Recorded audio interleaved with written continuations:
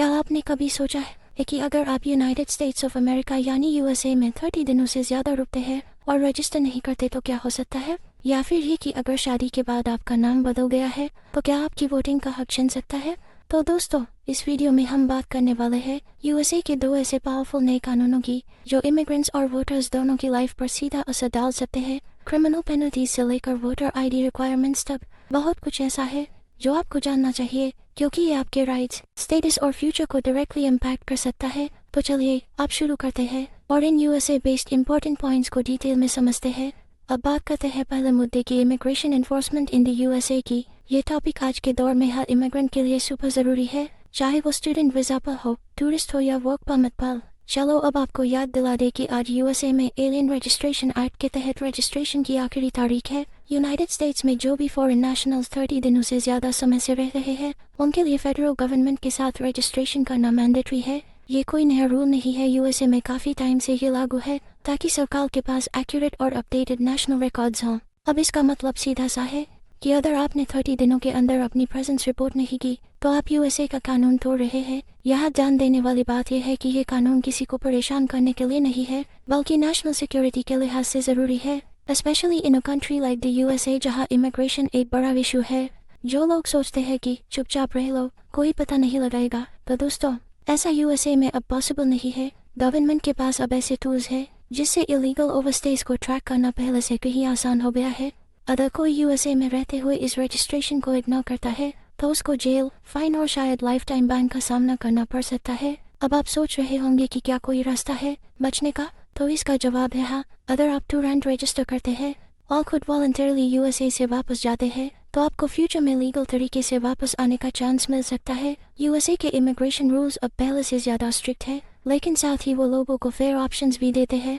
तो इसका मतलब ये है कि आपके पास अभी एक मौका है कि आप लीगल कंप्लायंस दिखाएं और फ्यूचर अपॉर्चुनिटीज़ ओपन रखें।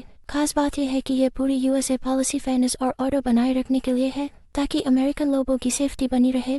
अब इसका मतलब ये नहीं कि यूएसए का सिस्टम किसी ग्रुप को टारगेट कर रहा है, बल्कि ये पूरे सिस्टम की क्रेडिबिलिटी को बचाने की कोशिश है। जैसा कि हमने देखा है, जब यूएसए में इमिग्रेशन का प्रोसेस ढीला होता है तो इससे क्राइम रेट, जॉब फ्रॉड्स और सिस्टम अब्यूज जैसी चीज़ें बढ़ती है, और ये सब केवल यूएसए के सिटीजन्स ही नहीं बल्कि लीगल इमिग्रेंट्स के लिए भी नुकसानदायक होता है।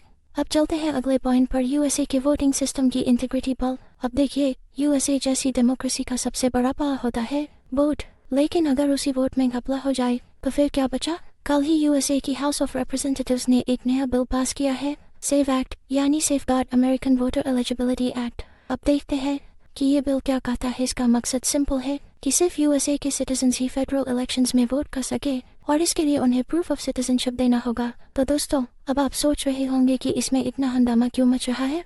वजह यह है कि कुछ लोग ये अफवाह फैला रहे हैं कि अगर कोई शादीशुदा महिला है जिसका नाम शादी के बाद बदल गया है और वो अपना आईडी अभी अपडेट नहीं कर पाई है तो वो यूएसए में वोट नहीं कर पाएगी। लेकिन आइए समझते हैं कि रियलिटी क्या है। इस बिल में साफ साफ इंस्ट्रक्शंस दी गई है कि ऐसे केसेस को कैसे हैंडल किया जाएगा। Married women, name change, documentation covered. मैं खुद एक महिला होती तो इस पोडियम पर खड़ी ना होती अगर ऐसा डिस्क्रिमिनेटरी कुछ होता। अब इसका मतलब ये नहीं कि किसी का वोट ब्लॉक किया जा रहा है, इसका मकसद है कि इलीगल वोट्स ना पड़े, specially in a country like USA जहां हर वोट का असर नेशनल लेवल पर पड़ता है, क्योंकि एक इलीगल वोट एक लीगल यूएसए सिटीजन के वोट को डाइल्यूट करता है और यही ट्रस्ट ब्रेक करता है। इसलिए ये बिल कहता है कि जब आप वोट करने जाए तो बस इतना प्रूव करे कि आप यूएसए सिटीजन हैं, बस इतना ही। तो चलिए लॉ मेकर्स को इनकरेज करते हैं कि वो इस बिल को जल्दी से जल्दी पास करें ताकि अपकमिंग यूएसए इलेक्शंस पूरी तरह क्लीन और ट्रस्टवर्दी हों। इसके बाद एक और ज़रूरी इशू पर नज़र डालते हैं,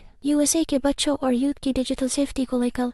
इसी हफ्ते टेक इट डाउन एक्ट नाम का बिल यूएसए की हाउस कमेटी में पास हुआ है और इसका मकसद है बच्चों को डिजिटल वर्ल्ड में प्रोटेक्ट करना। अब देखते हैं कि यूएसए में बच्चे कितने एक्सपोज्ड हैं सोशल मीडिया और ऑनलाइन कंटेंट से। छोटी उम्र में बच्चे खुद की फ़ोटोज़ अपलोड कर देते हैं या कभी कभी कोई औरों की फ़ोटोज़ सर्कुलेट करता है बिना उनकी या उनके पेरेंट्स की परमिशन के।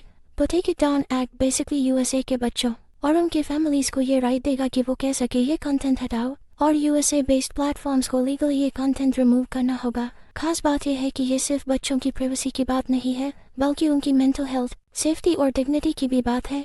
यूएसए में ये मुद्दा बहुत सेंसिटिव बन चुका है और बाईपार्टिसन सपोर्ट भी इस बात का प्रूफ है कि देश इस चेंज को जरूरी मानता है। अब आप सोच रहे होंगे कि इन तीनों यूएसए बेस्ड लॉज में कनेक्शन क्या है, तो चलिए एक बार फिर पूरा सर्कल बनाते हैं। इमिग्रेशन, वोटिंग और बच्चों की सेफ्टी तीनों ही यूएसए के कोर डेमोक्रेटिक वैल्यूज से जुड़े हुए हैं। इमिग्रेशन को सही करना इसलिए ज़रूरी है ताकि यूएसए का सिस्टम फेयर रहे और इलीगल लोग सिस्टम का मिसयूज ना कर पाए। वोटिंग को सिक्योर करना इसलिए ज़रूरी है ताकि पब्लिक का भरोसा यूएसए की डेमोक्रेसी पर बना रहे। और बच्चों की ऑनलाइन सेफ्टी इसलिए ज़रूरी है क्योंकि यही बच्चे फ्यूचर यूएसए सिटीजन्स हैं। अगर उन्हें अभी प्रोटेक्ट नहीं किया गया तो आगे चलकर पूरे देश पर उसका असर पड़ेगा। साथ ही साथ मिस इन्फॉर्मेशन का खतरा यूएसए में भी उतना ही बड़ा है जितना बाकी दुनिया में। लोग सोशल मीडिया पर आधी अधूरी बातें पढ़कर पैनिक कर जाते हैं, जैसे कि वुमेन वोट नहीं कर पाएंगी या यूएसए इमिग्रेंट्स को बिना रीजन डिपोर्ट कर देंगे। लेकिन दोस्तों, यहाँ ध्यान देने वाली बात यह है कि सही जानकारी लेना, पॉलिसी पढ़ना और यूएसए गवर्नमेंट के रियल सोर्सेज से वेरीफाई करना सबसे ज़रूरी है। तो आप जानते हैं कि चाहे यूएसए में इमिग्रेशन हो, वोटिंग सिस्टम हो या बच्चों की सिक्योरिटी, इन सब एफर्ट्स के पीछे एक ही सोच है कि देश के लोगों को सेफ्टी, फेयरनेस और डिग्निटी मिले। आइए मिलकर एक ऐसा सिस्टम बनाए जहां हर यूएसए सिटीजन और लीगल रेजिडेंट को लगे कि कानून उसका साथ दे रहा है। ये पॉलिसीज नहीं, ये यूएसए की वैल्यूज को अपहोल्ड करने का वादा है। तो चलिए अब बात को यहीं खत्म नहीं करते। एक आखिरी बात, और ये सारी यूएसए पॉलिसीज, चाहे वो इमिग्रेशन हो, वोटिंग हो या बच्चों की सेफ्टी, इनका असर सिर्फ आज पर नहीं, आने वाली जनरेशन्स पर भी पड़ेगा। अगर आज हम सही कदम उठाए तो कल हमारा यूएसए और भी स्ट्रॉन्ग, सेफ और यूनाइटेड होगा।